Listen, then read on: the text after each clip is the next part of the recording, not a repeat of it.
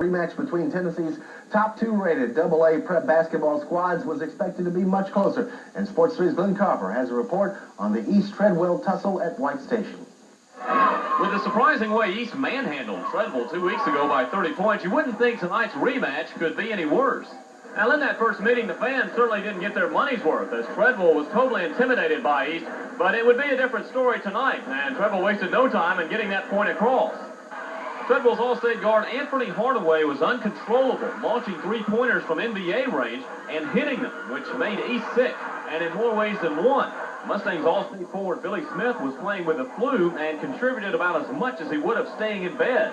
Stomach cramps, can't hardly stand up straight, he couldn't jump, and I was putting him in and out of the ball game. You're talking about 32 points, 15 rebounds, 10 assists. Had Billy been 100%, wouldn't have been any problem.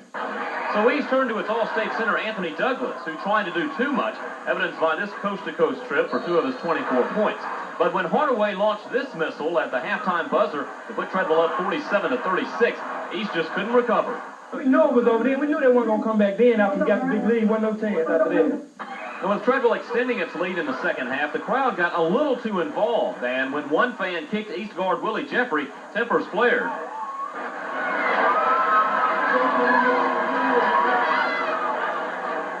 Now, Treadwell's offense was in better order than the crowd tonight. Hardaway, who led everyone with 29 points, got help from his teammates this time as 3 Eagles scored in the 20s, and number 2 Treadwell breezed past top-ranked East 88-66.